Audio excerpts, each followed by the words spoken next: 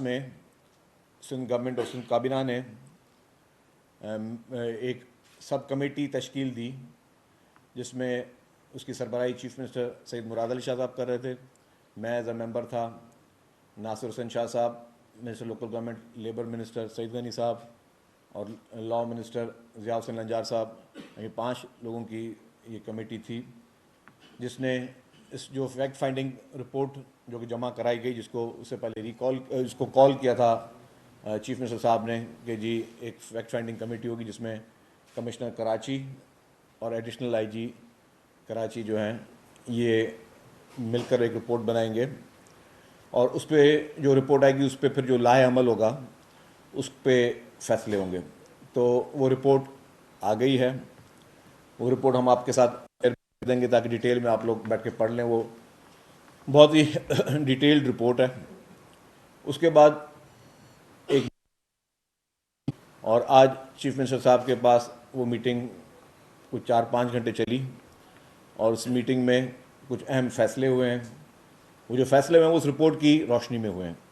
جو report commissioner Karachi نے اور ایڈیشنل آئی جی کراچی نے مل کے ان کے نیچے جتنے بھی عملے تھے ان کے سب کے ساتھ انہوں نے اس کو انٹرویو کیا، ان کا سب سے ملاقاتیں کی ہیں، سب سے بات چیت کی ہے، اور اس بات چیت کے بعد جو ہے وہ ساری رپورٹ انہوں نے سبمٹ کی.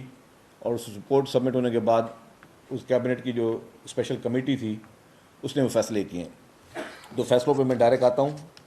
اس سے پہلے ایک بار بتا دوں کہ جب یہ واقعہ ہوا تھا اس وقت اس بلڈنگ میں 2500 سے 2000 افراد موجود تھے جب آگ لگی تھی. اور آگ لگنے کے واقعے کے بعد اس 2500 سے 2000، کیونکہ اتنی ہی دکانیں تھیں اور اس دکان میں کام کرنے والے لوگ بھی تھے، امپلائیز بھی تھے، 1200 کل دکانیں تھیں جو کہ وہاں پہ موجود تھیں. تو دکانوں کے امپلائیز اور جو وزٹرز تھے وہ ملا کے جو ایک اسسمنٹ کی گئی ہے وہ 2500 سے 2000 افراد کی تھی. تو ان میں سے جیسے آگ لگی تو کافی لوگ جو ہے وہ نکلے. کافی لوگوں کو گورنمنٹ کے جو ادارے پہنچے انہوں نے بھی نکالا.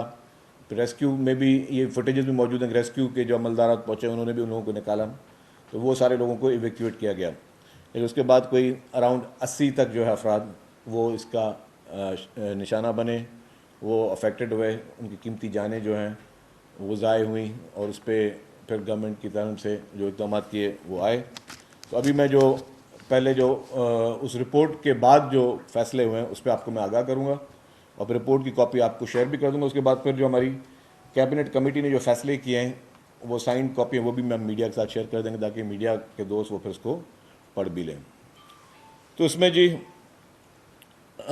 گل پلازہ فسنا واقعے سے متعلق قائم کردہ کابینہ کی ذیلی کمیٹی کے جو اجلاس میں کارروائی ہوئی ہے اس میں حکومت سندھ کی جانب سے محکمہ سروس اینڈ جنرل ایڈمنسٹریشن کے تحت 27 جنوری 2026 کو نوٹیفیکیشن کے ذریعے قائم کردہ کابینہ کی ذیلی کمیٹی نوٹیفیکیشن کے تحت تشکیل دی گئی فیکٹ فائنڈنگ کمیٹی کے پیش کردہ رپورٹ کا جائزہ لیا اور تجزیہ کیا.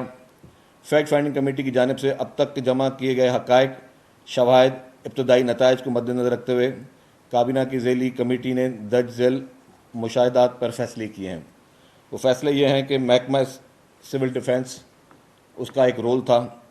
یہ مشاہدہ کیا گیا کہ محکمہ سول ڈیفنس نے 2023 سے گل پلازہ اور دیگر عمارتوں کے متعدد فائر سیفٹی آڈٹس کیے، تاہم اس نوعیت کے واقعے کی روک تھام کے لیے کوئی مؤثر اصلاحی، احتیاطی یا قانونی نفاذی کارروائی کے عمل میں نہیں لائی گئی.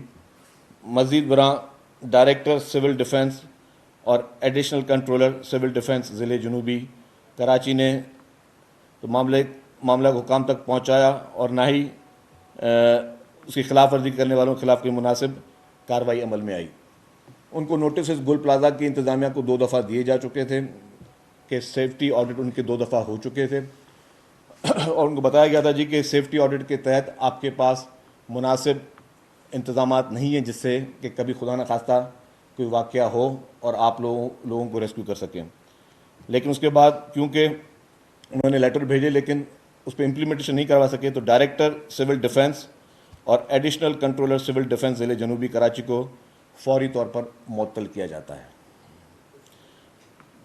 ان کے خلاف متعلقہ قواعد کے تحت محکماتی کارروائی جو ہے وہ شروع کی جاتی ہے.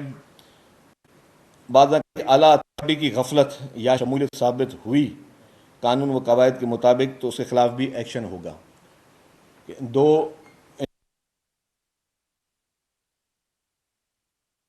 جی ڈائریکٹر اور ڈی جی کو، اور اگر یہ سامنے آئے کہ انہوں نے آگے کسی آفیسر کو کہا تھا کارروائی کرنے کے لیے، وہ اگر اور اس نے نہیں کی تو پھر اس کو بھی فردر جو ہے اس کو سسپینڈ کیا جائے گا.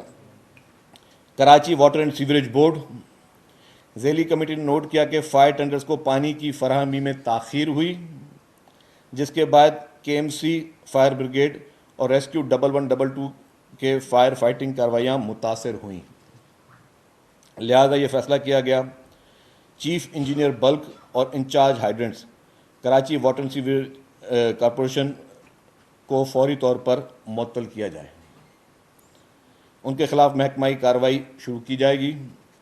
اگر بعد ازاں کسی سینئر افسر یا اتھارٹی کی غفلت یا ناکامی سامنے آئی تو اس کے خلاف بھی کارروائی کی جائے گی.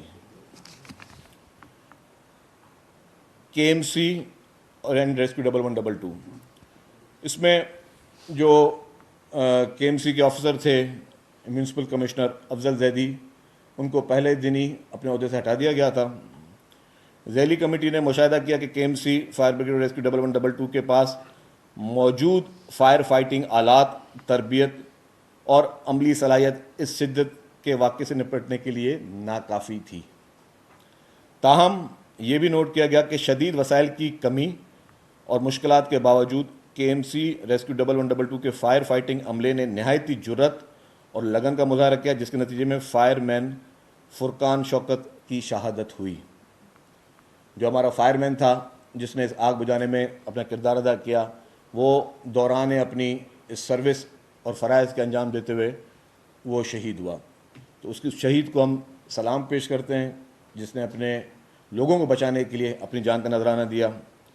سینئر ڈائریکٹر میونسپل سروس کے ایم سی کو فوری طور پر معطل کیا جائے گا اور فائر اسٹاف کی تیاری یقینی بنانے میں ناکامی پر ان کے خلاف محکمانہ کارروائی کی جائے گی.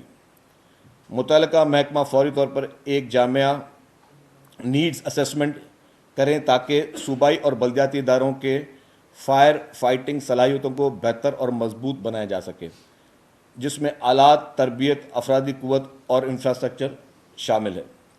اس جائزے کے بنیاد پر مقررہ مدت پر اصلاحی اقدامات کیے جائیں گے تاکہ آئندہ ایسے واقعات ممکن نہ ہو. چیف منسٹر صاحب نے یہ کہا ہے، اس سے پہلے بھی 2-4 میٹنگز کی ہیں، اس میں کہا ہے کہ جی تمام اپنے جو ریسکیو کے ادارے پہلے تو ہم اس کو کرٹل کر کے ایک جگہ پہ لے کے آنا چاہ رہے ہیں. 1112 الگ ہے، کے ایم سی الگ کر رہی ہے، باقی سول ڈیفنس الگ کر رہے ہیں، تو اس کو انڈر ون روف لے کے آ رہے ہیں اور اس طرح کی ان کی صلاحیت بنانا چاہتے ہیں کہ وہ اسٹیٹ آف دی آرٹ جو ہے ان کے پاس آلات بھی ہوں اور ان کی ٹریننگز بھی ہوں، اور اس کے بعد جو ہے وہ اس طرح کی کبھی کوئی خدا نخواستہ افسوسناک واقعہ ہو تو اس کے لیے ان کے پاس کسی بھی ریسورس کی کمی نہ ہو. عمارت کا انتظامیہ، جو عمارات کی اس پوری بلڈنگ کی انتظامیہ تھی گل پلازا کی، ذیلی کمیٹی نے یہ بھی نوٹ کیا کہ گل پلازا میں قابل اطلاق قوانین اور حفاظتی ضوابط کے مطابق مناسب فائر پریونٹیشن، فائر ڈیٹینشن اور فائر فائٹنگ سسٹم موجود نہیں تھے، اور اس کی نشاندہی جو ہے آلریڈی رائٹنگ میں کی گئی تھی پہلی 2 دفعہ، جس کی وجہ سے کہ اس پہ امپلیمنٹ پھر نہیں ہوا، اس کی وجہ سے ہم نے اپنے سول ڈیفنس کے 2 افسر جو ہے ان کو بھی معطل کیا ہے. تو ان انتظامیہ کو جب بتایا گیا تھا، اس انتظامیہ کے اوپر بھی ذمہ داری تھی کہ جب آپ کا آڈٹ بھی ہوا ہے، آپ کو بتایا بھی گیا ہے کہ آپ نے یہ انتظامات کرنے تھے، انہوں نے نہیں کیے. تو مزید عمارت کی تعمیر منظور شدہ بلڈنگ پلان کے خلاف پائی گئی، جس کے باعث عوام کے محفوظ انخلاء اور فائر فائٹنگ آپشنز میں رکاوٹ پیدا ہوئی. سول ڈیفنس ڈپارٹمنٹ کی جانب سے متعدد نوٹس کے باوجود عمارت کی انتظامیہ نے اصلاحی اقدامات نہیں کیے. لہذا یہ فیصلہ کیا گیا کہ پولیس تفتیش کے دوران عمارت کی انتظامیہ کے کردار اور طرز عمل کا جائزہ لے گی. اگر ان کے خلاف کوئی فوجداری غفلت یا قوانین کی خلاف ورزی ثابت ہوئی تو ذمہ دار کے خلاف بھی قانونی کارروائی کی جائے گی. سندھ بلڈنگ کنٹرول اتھارٹی اور کے ایم سی کمیٹی نے بلڈنگ کی منظوریوں اور لیز کی توسیع میں سنگین بے ضابطیوں کا बेज़ाब्तगियों की निशानदेही की। सिंध बिल्डिंग कंट्रोल अथॉरिटी इसके साबिक इदारों और KMC के किरदार खुसूसी तौर पर 1979, 1983, 1986, 1991, 1998, 2003 और 2015 में दी गई मंजूरियों, लीज़ का तफसीली जायज़ा और उनकी लीज़ का तफसीली जायज़ा जो है वो लिया जाएगा। मज़ीद ये भी देखा जाएगा कि गुल प्लाजा के हवाले से फायर और बिल्डिंग सेफ्टी कानून पर अमल दरामद हुआ या नहीं हुआ। इस मद में क्योंकि जब ये बिल्डिंग की पूरी मंजूरी दी गई 1979 में, 1983 में, 1986 में, 1991 में, 1998 में, 2003 में, 2015 में, उसमें संगीन बेज़ाब्तगियाँ नज़र में आई हैं। तो उसके ख़िलाफ़ एंटी करप्शन को जो है हिदायत की गई है कि इन बेज़ाब्तगियों पे बहुत माइन्यूट भी जो है वो उसका जायज़ा लें और कानून के मुताबिक जो है उस पर एक्शन लिया जाए। कमेटी ने यह भी फैसला किया कि इस जो भी इंक्वायरी हुई है और उसके बाद फिर फैक्ट फाइंडिंग कमेटी ने अपनी जो है उसकी इन्वेस्टिगेशन फिर कैबिनेट कमेटी ने जो है उस पर ये फैसले किए, लेकिन इसको मज़ीद प्रोब करने के लिए शफाफियत और जवाब और इदारा जाती सीख के फ़रोग के लिए ज़ैली कमेटी ने फैसला किया है कि मौजूद chief justice Sindh high court को अभी लेटर लिखा जा रहा है। मेरे ख्याल से जब तक हम बात करें लेटर लिख दिया गया होगा और उसमें अदालती इंक्वायरी के लिए हाई कोर्ट के किसी हाजिर जज को हम चीफ जस्टिस साहब को रिक्वेस्ट करेंगे कि हाजिर जज को आप मुकर्रर करें ताकि वो तमाम इन सारी चीज़ों का अपने तर्ज पे भी कानूनी तौर पे भी उसका जायज़ा लें और फिर उस पर वो फ़ैसला करें। तो ये अहम फ़ैसले थे जिस पे आज अमल दरामद हुआ है और हमारा मकसद यही है कि इस मामले की शफाफियत हो। गवर्नमेंट ने अपने आप को कभी भी बरीउल ज़म्मा नहीं समझा। जो जहाँ पे कोताहियाँ थीं उसकी निशानदेही हमने इसमें खुद की है। अगर आपने फैसले जो हमने पढ़े आपने देखा हुकूमत ने माना है कि हाँ कहाँ पे हमसे जो है वो हमारी कोताहियाँ थीं और जहाँ पे किसी और इदारे की कोताही थी उसकी भी निशानदेही की है। इसकी भी निशानदेही की है कि जी अगर बिल्डिंग की जो अपना इंतज़ामिया थी उसकी क्या जिम्मेदारियाँ थीं। एक तो ये कहा जाता कि जी उस इंतज़ामिया को कभी अलर्ट या वार्न नहीं किया गया। उस इंतज़ामिया को लेटर्स लिखें, राइटिंग में लेटर्स लिखें जी आपको ये आलात मौजूद होने चाहिए। जब भी कोई इस तरह की आफत हो तो आपको निपटने के लिए आपके पास वो इंतजाम होने चाहिए। बिल्डिंग इंतजामिया ने नहीं की। इसी तरीके से बिल्डिंग कंट्रोल के भी बहुत सारी डिटेल में चीज़ें दी गई हैं कि पहले दुकानें कितनी थी, फिर मज़ीद दुकानें कितनी बनी, फिर जो स्टेयर केस की साइज़ जो होती है कितनी होनी चाहिए जिससे लोग निकल सकें किसी फायर या इस तरह की एमरजेंसी में।